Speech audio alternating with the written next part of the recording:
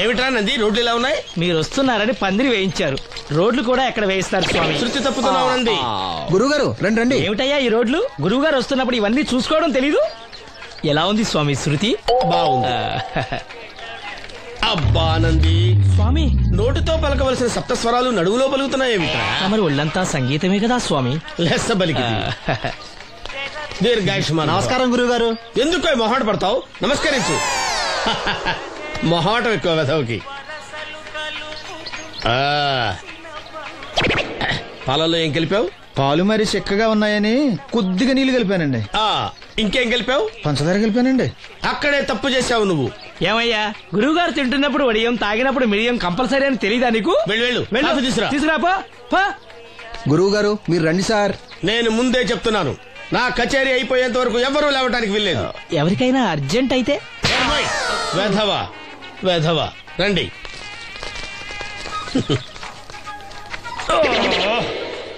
మూర్ఖుడా, ఇది కాఫీయా కషాయమా? మీరే కదండి తాగాలంటే మీరేముండాలన్నారు? అంటే పంచదార బాగుందంటే పైసలు కూడా కల్పిస్తావా? నంది, వీడు శృతి తప్పుతున్నాడు. చూసుకో. నేను చూసుకుంటాను స్వామి, నువ్వు పదవే.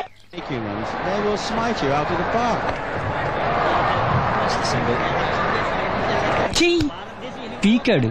ఒకటి చెప్పాయా? నోటొక్కటి, అందులో 100 క్యాన్సెల్. ఏండే ఓ దోశ పార్సల్ అండి. నోటొక్క దోశ, అందులో 1 క్యాన్సెల్. 100 వేసేమంటారా? నీ బొంద. ఒరే ఎదవా, నువ్వు ఏదో రోజు నా కొప్ప ముంచెట్టున్నావు. స్లిప్ అయిందండి. నోటొక్క దోశ, అందులో 100 క్యాన్సెల్. ఓకే.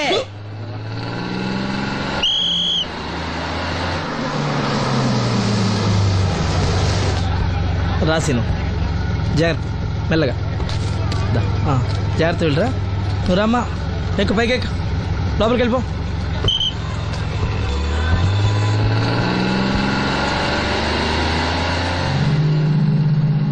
ఎవరు? ఈ ఉంచండి. నేను గుడ్డివాడిని కానీ ముష్టివాడిని కాదు. అయినా మీకు తెలియకనే కదా కొట్టారు. నాకెట్టి చూసినా ఒకటే, అందరినీ ఒకేలా చూడగలిగే ఉత్తమ భారతీయ పౌరుణ్ణి.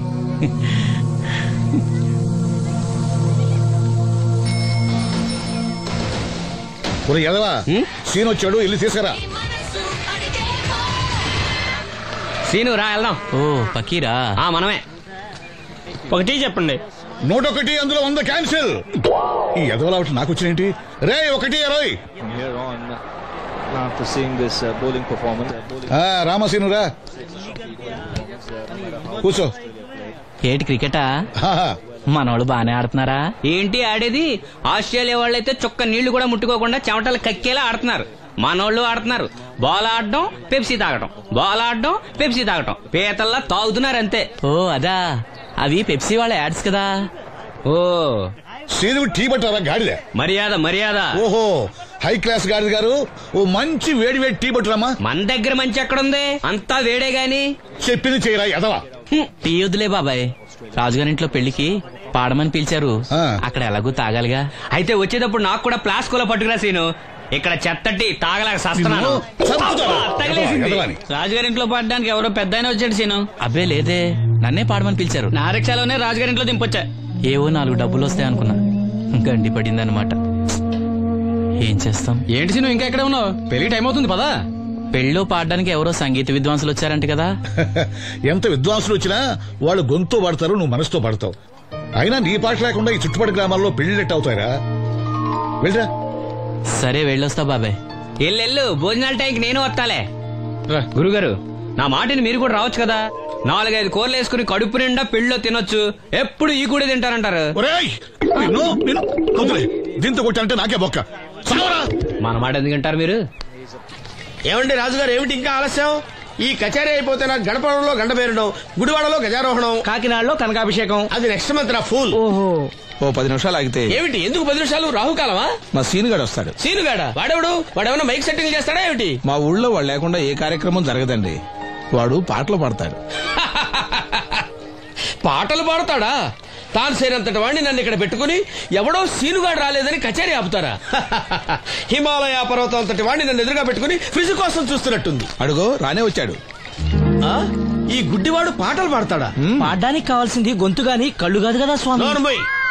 గొంతు బాగుంది కదా అని గాడిద కోయిలవుతుందా? ఫోన్లే అన్న, పెద్ద ఆయన్నే పాడమను. వీడెవడో గుడ్డి తెలివైన వాడు. కాదు, తెలివైన గుడ్డివాడు. నోర్మోయ్, ఏమిట్రా శృతి పెంచుతున్నావు? మన ఊరు వచ్చి మనోడిని తిడుతుంటే సొత్త ఊరుకుంటారేటండి రాజు గారు. రే, మనమా ఆడపెళ్లి వాళ్ళం, అతను మగ పెళ్లి వాళ్ళ తరపున వచ్చాడు. మనకు సీను పట్టం కావాలి అంతే కదా. అది నేను చూసుకుంటా గానీ నువ్వు వెళ్ళి పని చూసుకోపో.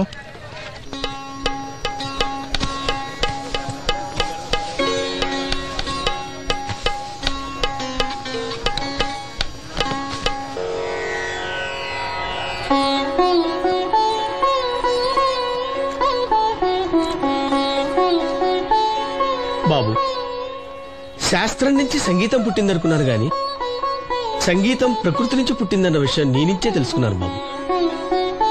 నా పాటకి ఏ శిల కరుగుతుందో గాని నీ పాటకి ఈ శిల కరిగింది నాయనా.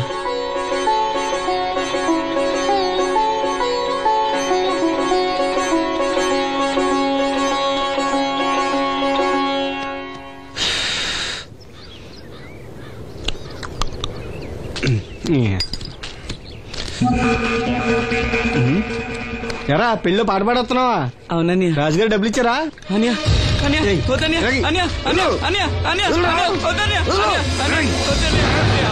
ఈ ఏటకు చాలు. ఇంట్లో సరుకులు కొనాలని డబ్బులు ఇచ్చి ఇంట్లో సరుకులు కొనాలని నాన్నకి మందులు కొనాలని పర్వాలేదని డబ్బులు ఇచ్చాను డబ్బులు ఇచ్చాను.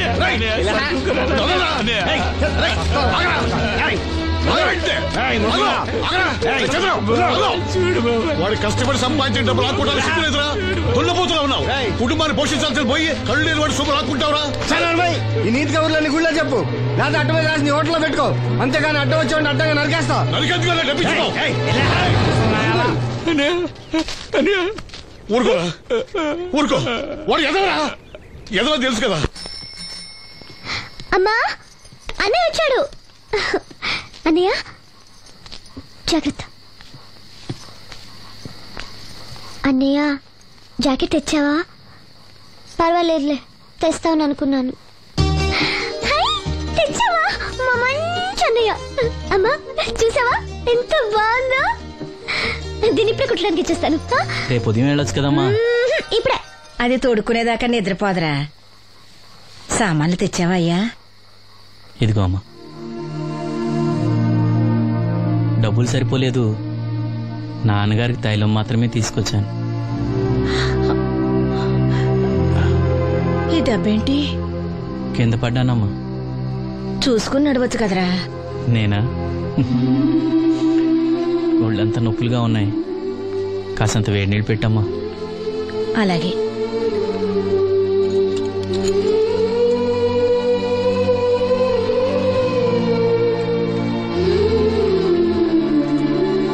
ఇదిగో నా సొట్లయి చుట్టలు రేపు కాల్చుకోవచ్చులే, ముందా మందు తీసుకో. ఏంటి మంచాన పడ్డాను కదా అని సులకనగా చూస్తున్నారా? టాటోలు చేస్తాను మీ ఇద్దరిది ఏమనుకుంటున్నారు? తైలం తెచ్చాడు, తైలం నా తొక్కలో తైలం.